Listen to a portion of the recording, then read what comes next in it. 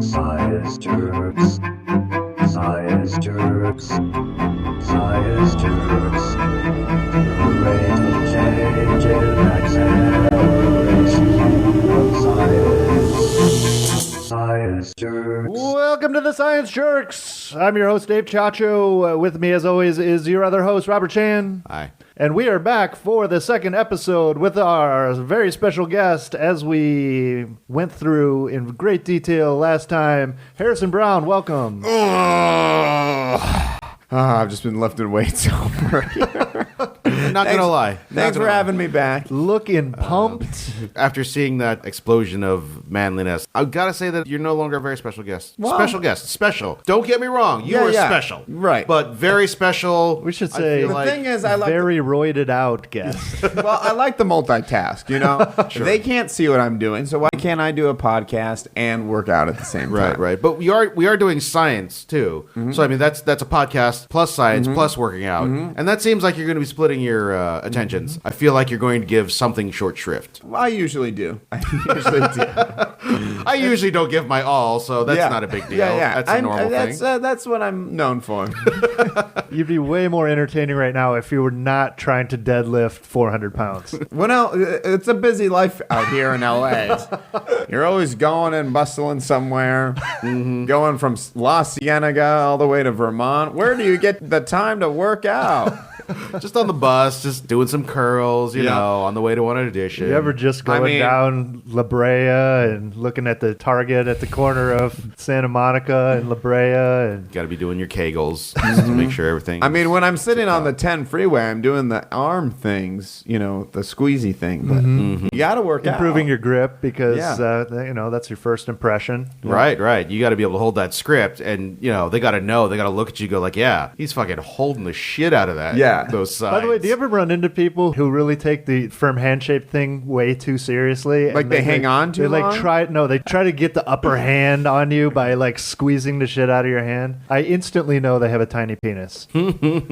Or they're just swimming with sharks, you know? I mean, if you're in a high pressure environment where everybody's squeezing like there's no tomorrow, you got to step up. I think the biggest thing is if there's the squeeze and then the arm grab with it. Have you ever seen that before? Upper arm? Well, they'll grab. So let's do like this, and then they'll like. Oh no! Yeah. Grabbing my wrist, like yeah. It's a flirty thing to grab the hand with your other hand, Yeah. like you're shaking hands with a girl. But also, I think it's supposed to be like I'm caring. Like I don't think it has to be a girl-guy thing. I think it can be like a guy. Just Well, I think like, the arm I'm grab caring. is kind of like older gentlemen seem to do it, like grandfatherly kind just of guys. in case they fall over, they want to be able to hang on to something. That I don't makes know, sense. It seems like I feel like a the warm firmest- gesture. The firmest handshakes I ever got was when I went to church as a kid. Like there were old men there who'd be like, "Arr!" Well, like when you're a kid, though, because maybe you just have weak little like. No, they were 6-year-old like hands. known for. I'm gonna give you a death Because grip. they were concentrating really hard on not sinning. It was the Church of the Iron Grip, so that makes it was. sense. Yeah. I want to sin so bad. That's where I got my routine of working out off.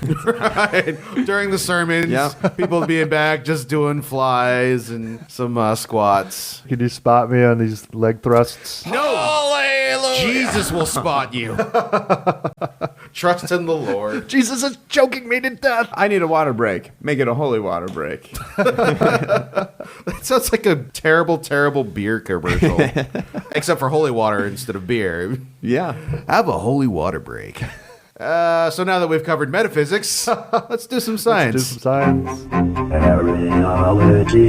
Areology. Mars needs astronauts. Chacho here with Chan and our guest Harrison Brown. And Do they need it's women astronauts? finally come to this. It sounds much sexier Yes. when you say Mars needs women. Everyone. And Everyone on Earth that is listening to this above the age of 18 Mars is eligible needs adults. to apply for a one-way ticket to Mars. What? No. Yep. What? No. My concern is that if it's a one-way ticket to Mars, why not bring kids along too? If you're trying to start, Because if you're you're trying to populate basically the planet. You're giving up your whole life on Earth forever. Man, There's if no you way to had get told back. me that I could go to Mars when I was fucking 13 years old, getting the shit kicked out of me by people in my junior high school. Hells yes, I would have gone in a fucking heartbeat. Maybe, but think about, go to the Mojave Desert right now with 3 strangers and try to live there for the rest of your life and see how long you last. But in all reality, couldn't we, I mean, I haven't read this article exactly, but couldn't these people go there and then eventually we'd have the technology to go and pick them up at some point? Yes, we might eventually have the technology to bring them back, but they're not making any promises. And as of now, there ain't no way to get back. And it's way down the list. How is there going to be enough So, oxygen? How can they how are they going to be able to live there indefinitely? Well, no, the idea is that they're creating, sustainable environments over there. A biodome, basically. Okay. If you've seen the Polish Shore movie, then you know exactly what's going to happen. A lot of trouble is going to be happening in that bubble.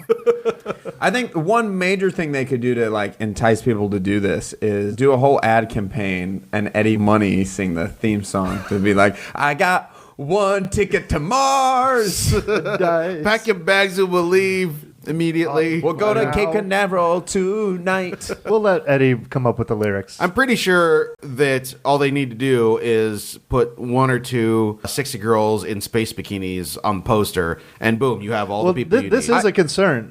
I'm not above applying for this shit, but Do you know we have problems Skyping people right now? I want to know who's going to be there with me. Because I would give up my life on Earth possibly, but I'm not giving up sex with girls for the rest of my life. At least not on purpose. That's their decision to make. All I imagine it actually being is a whole bunch of divorced males. I don't think they're going to get any women. It's all going to be these guys who've gone through terrible divorces and are I will say that there are women who move up to Alaska because there's so many eligible dudes up there. So presumably there are going to be some decent folk that want to go to Mars. How many We're are they speaking looking now for? to lonely guys in Alaska. It can't get any worse. How many people are they looking for? 5? Or are they looking for a colony of 50 Let's get into people? this. This is a nonprofit organization from the Netherlands called Mars One. They're going to be fully funded by donations, not government money from any government. And everyone in the world is eligible to apply. And get this, it's going to be like a reality show. They're going to pick teams of 4 people, and then the population of the world will choose which team of 4 goes first.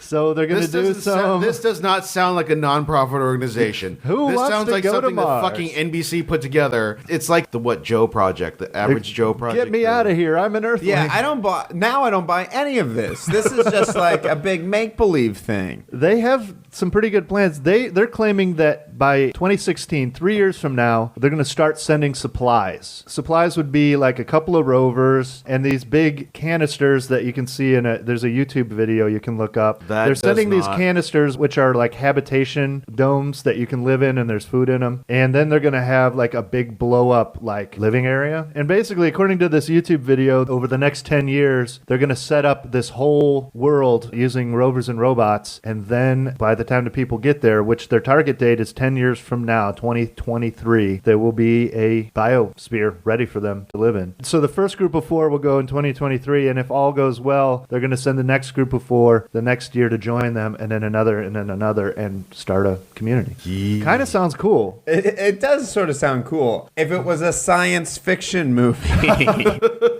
The next iteration of MTV's Real World. Or the Doctor Who episode where the water of Mars comes to life and starts attacking people. Yeah. There's a part of me that goes, yeah, that sounds really awesome. And then I come back to reality and go, that sounds awful. What are you going to do up there? You're 4 stuck people. up there. 4 people. You're stuck up there with 4 people. Hopefully one of them will fuck you.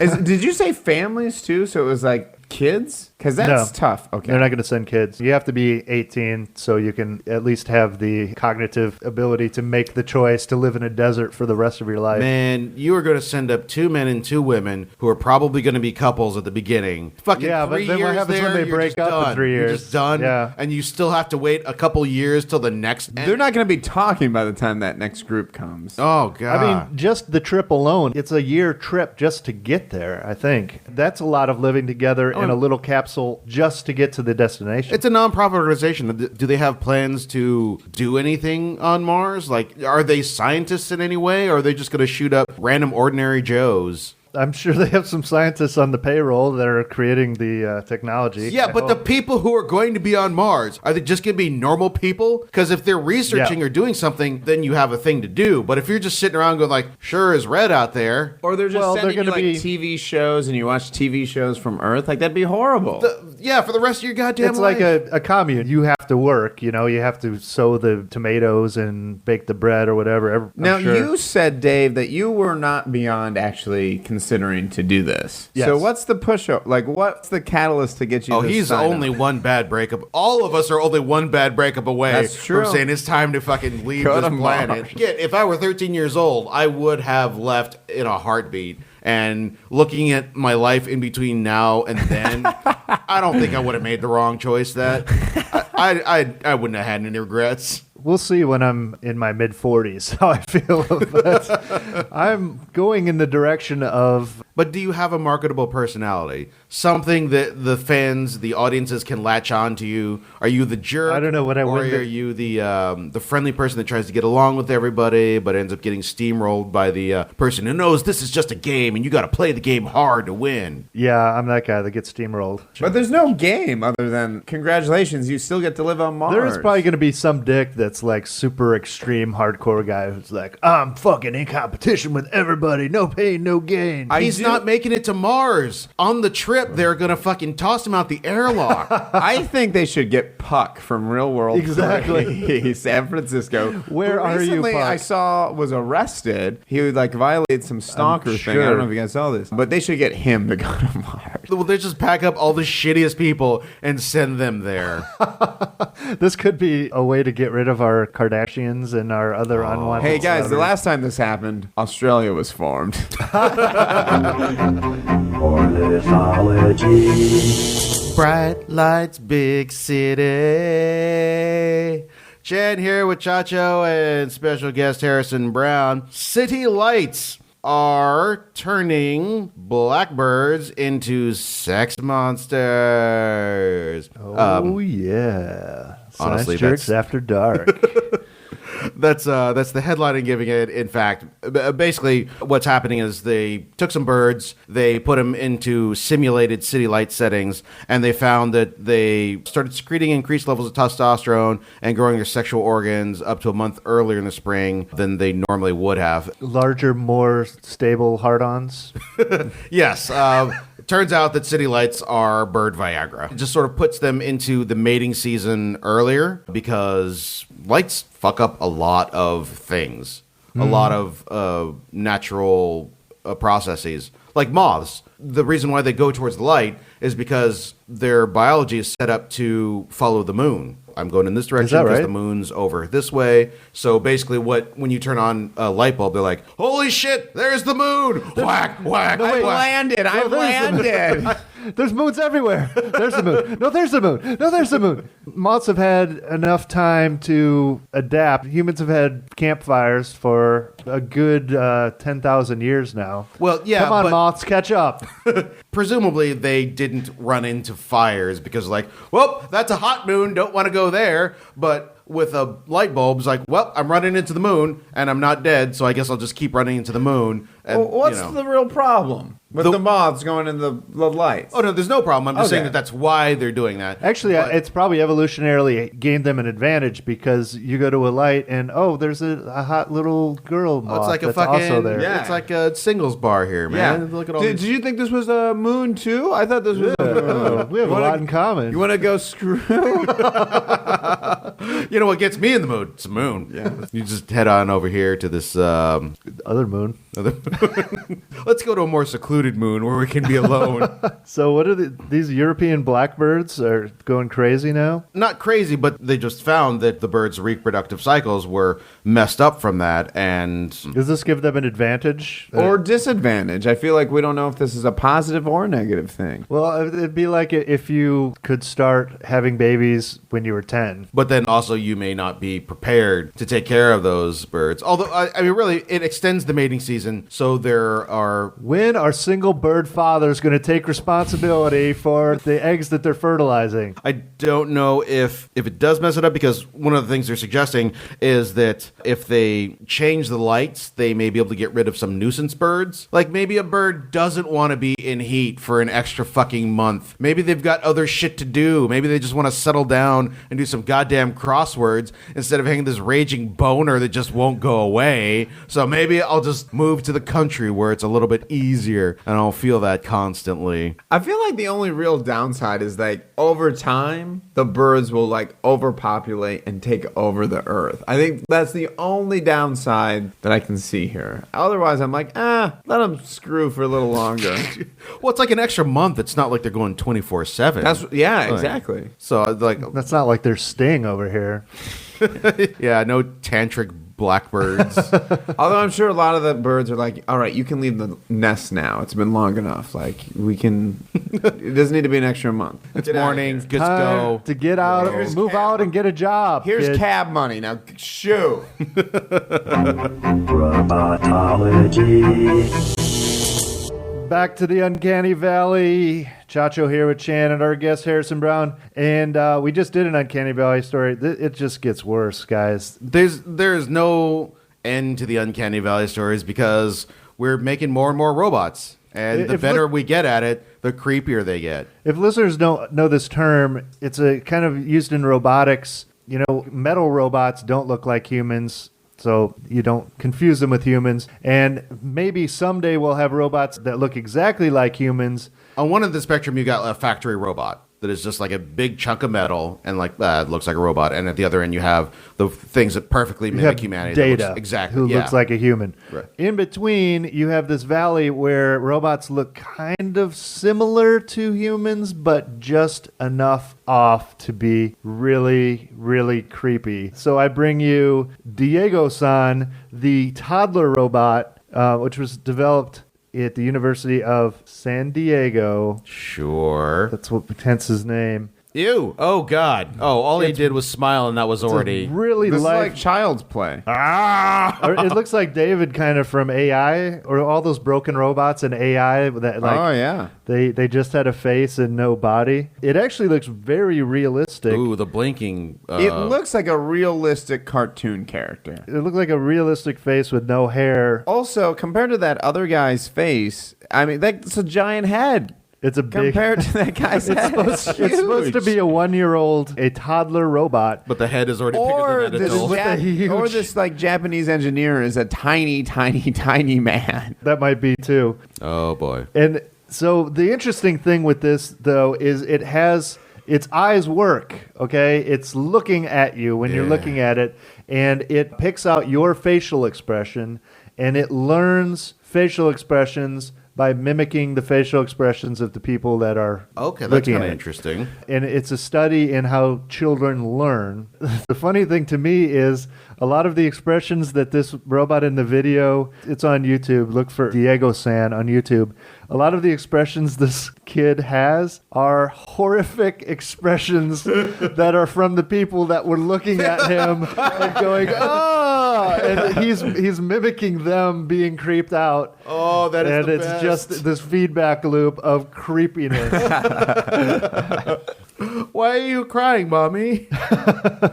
Every time I see these videos, I always think like, yeah, I get the idea of the Uncanny Valley. That makes sense. Like, I get it in my head. So, like, I'm going to watch this and I'm going to understand. I was like, okay, it's just like a robot and we're trying to make it look human. And then every time it starts playing, I'm just like, oh, that is horrifying. One of these days, you won't have that reaction because No. they're going to get better and better and better. And we're not far off. I'd say if you put a wig and clothes on this thing and it was walking around, you might be fooled for a second. You might give it a second I've glance. seen It's some looking- weird little kids walking around Los Angeles. Yeah. You know? You might think he was just like he had some sort of disability where his head Or- was gigantic. Or he's homeschooled.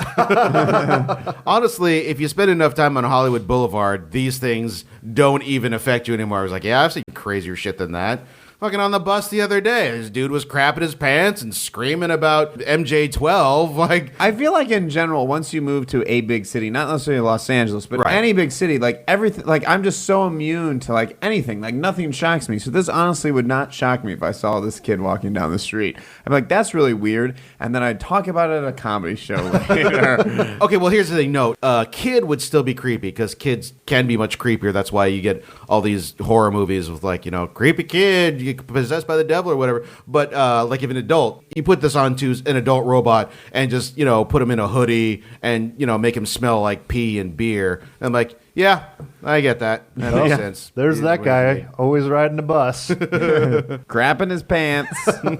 Yeah, just add a couple smells to it and it'll just pass. We'll just leap right past that Uncanny Valley. Just What right in the I street. find more disheartening about this than anything else is you just read stories about these robots, and all I think about, look at all those ventriloquists that are now out of work. Now they don't have to stick your hand up a doll. You can just have a robot do it for you. Old Pavilion Entertainment is long dead with these robots. R.I.P. Jeff Dunham. It's time for a quiz. It's time for a quiz. We're back with Quizmaster Liz, who's going to be dropping even more science on us. As it stands now, Chan's got 4, Dave's got 3, Harrison's got 1. So you're going to have to, you've got a tough road to hoe, but it can be done. Yeah, I mean, Abraham Lincoln had a tough road ahead of him, but you know what? He prevailed. And you're true. basically the Abraham Lincoln of the Los Angeles comedy community. Right, so. exactly. At least of this kitchen we're in right now. And there's In a this good chance by the end of this podcast I will be shot in the back of the head. It's entirely There's possible. a very good Well, chance. yeah, if you have In shows fact, out at yeah. El Centro, then... That's true. But the Several of bottom our line guests is, have been shot while the difference recording. between Abraham Lincoln and me is I have bulging biceps. So we'll see. So the bullets might just deflect. Yeah, they're just deflect out. Here's hoping. Hey, Liz, hit us with question 1. All right, question 1. What percentage of harmful gamma rays do the hazmat suits worn by nuclear technicians block? Is it A, 30%, B, 70%, or C, all of it? That is a good question. It is. Even Chan seems stumped. Yeah. What's the answer, Liz? The answer, surprisingly, is only 30%. Oh, man. Oh, we all chose B, though, because Yeah. I was like, man, that would really suck if only 30% of that gamma But it radiation can't was be blocked. 100%. Right. Oh, boy. I feel bad for them Fukushima fellas. Well, they're all with God now. Okay. Next question. All right, next question. What makes something radioactive? Is it A, an unstable nucleus, B, elements with an atomic number higher than 83, or C, haven't you seen monster movies? It's the barrels of green toxic sludge.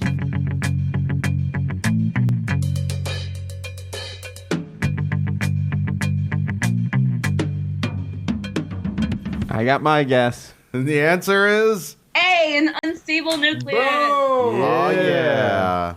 Oh, one's across the board on that one. I almost said C just for the heck of it. Just Nice. because. Yeah. No, don't give up now. No. You got to fucking power through this. I gotta You're gonna power make this through. happen. Number 3. All right, which of these colors of light does chlorophyll, the protein that gives plants their green color, absorb?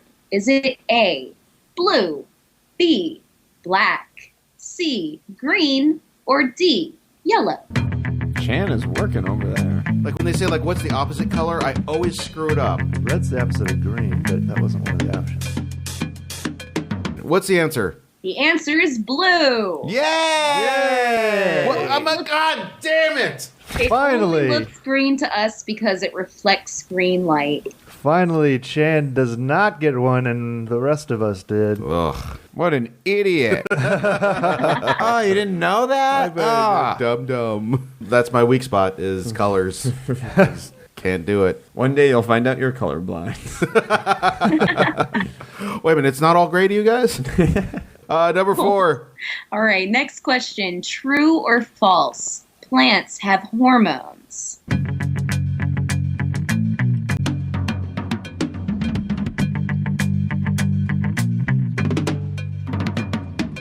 What's the answer? The answer is true. Yay! And plants use hormones to send signals around their Okay, bodies. gotcha. And Sexy turn on the signals. ladies. Number 5. It's the All last right. one. This is the one that's going to do it. All right, last question. Which of the following subatomic particles is never found in the nucleus of an atom? Is it A, a neutron, B, a proton, or C, an electron?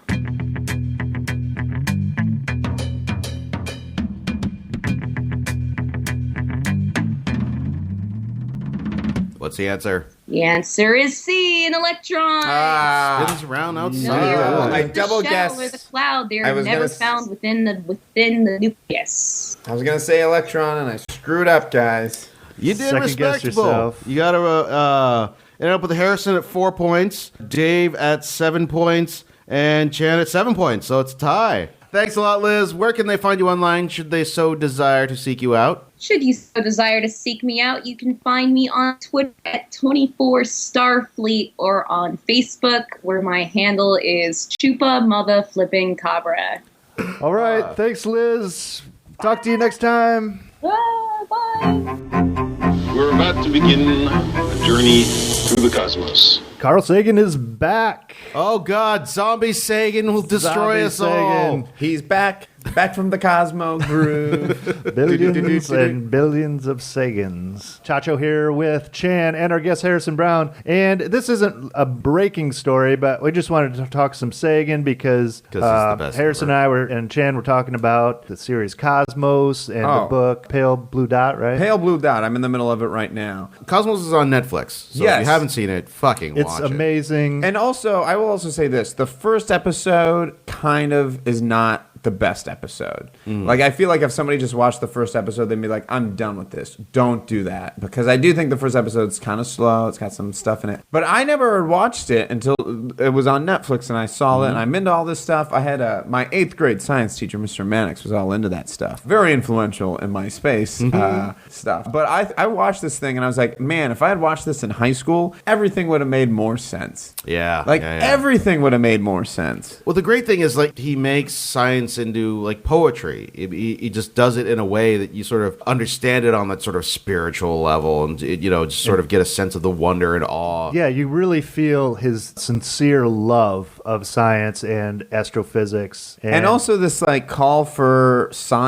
information, anything based on facts. Like, yeah, there's no facts to support this crazy thing over here or he was a something like that. big supporter and a good explainer of the scientific method and why that's a great method for learning and for moving the species forward. And I don't know if you guys know about this. He has a piece out there called Marijuana Reconsidered that he wrote in the 70s or 80s. He was a big pothead. What? And I found this out because I was reading about the new Cosmos series. There's going to be a new series hosted by Neil deGrasse Tyson. Yeah. An excellent astrophysicist and science celebrity. Science popularizer, science explainer. Well, there is a moment, I believe it's in like episode 8 or 9 of the series. I mean, it's only for like 30 seconds, but they do play Pink Floyd over this part. It's like, dude, I forget what song it is. Da, da, da, da, da, da, doo, doo, doo. He writes, I do not consider myself a religious person in the usual sense, but there is a religious aspect to some highs. And then he goes on to talk about how being high makes eating better. When I'm high, I can penetrate into the past, recall childhood memories, friends, relatives, playthings, streets, smells, sounds, and tastes. He goes on to talk about sex is better when you're high. He's just a big proponent of pot. And I love it. this isn't a new thing. He wrote this in 1969, and the reason I came across it because I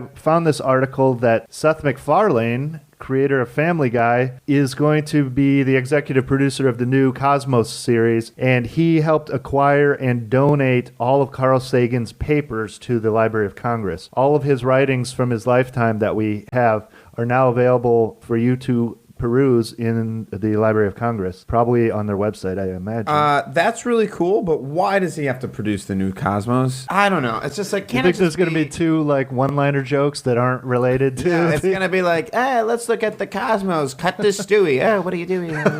Here's the thing. This is a black hole. This reminds me of the time when I kind of like Mike Judge. I never liked Beavis and Butthead. I just never connected with those characters, but I understood that like the mind behind that was a lot sharper than those characters, and I sort of got what he was doing. And at this point now, even if you don't like the stuff that he's putting out, the dude's really smart and he's got his head in the right place, and he's making some decent money right now doing that. But I think that sort of thing is not going to translate to the Cosmos. What will translate is his sound business and producerial sense. I guess there's part of me that makes the Cosmos cool because there's nothing cool about that video series. Like, it's just straight up information and Carl Sagan. There's no like brought to you in part by Robert Evans or something like that.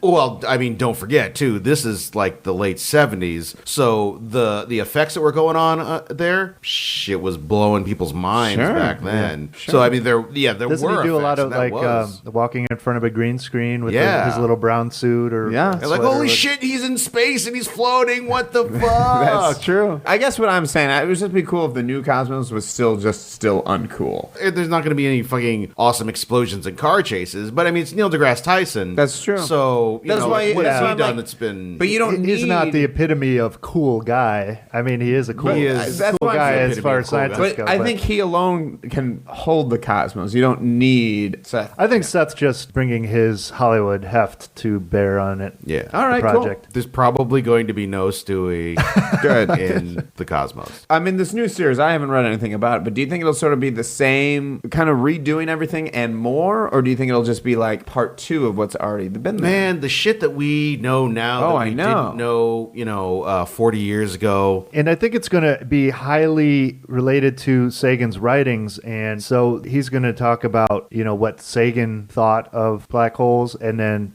give the new updated account and stuff like that. So I think the important thing is... be heavily based on Sagan's work. It should inspire. Like, someone should watch it and go, I want to know more. I want to go on a mission to Mars and never come back.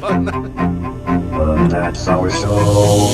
And that's our show. Thank you very much to the only very special guest we've ever had, Harrison Brown. Oh, thanks for having me, guys. This was awesome. Where can people find you on the ones and twos, the Twitters, the ones and twos, the Facebooks? The ones and zeros would make sense. No. I mean, like you're cutting it up on the ones and twos. I use a one-based digital system. All right. Well, you guys can. I mean, I'm on Facebook as Harrison Brown, but I don't know if you want to find me there. I have a Twitter, but I've never used it before. It's EH Brownie. You can also look up the Cage Match, ucbcagematch.com. Goes straight to our Tumblr and everything like that. So. Check it out Wednesday nights at 11 p.m. in L.A. Right? Yep, at the Upright Citizens Brigade Theater at 5919 Franklin Avenue, across from the Scientology Celebrity Center.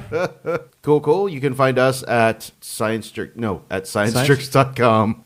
Yeah, I should know this by now, you think. Email us, Jan@ScienceJerks.com, Dave@ScienceJerks.com. And follow us on Twitter at TheScienceJerks, and we're on Facebook /TheScienceJerks. And I'm at Dave Chacho on Twitter. I'm at 999 RPMs. And we will be back tomorrow with more, or maybe in a couple days. Whenever I get the next one edited. Have you not figured out this time thing yet? The next episode comes out when I decide to edit it. You guys don't have a Monday release and a Friday release? Yeah, it's usually Tuesday and Friday. Okay, good. Sometimes it's Wednesday and Saturday. We'll see you all then. Bye. Bye. Well,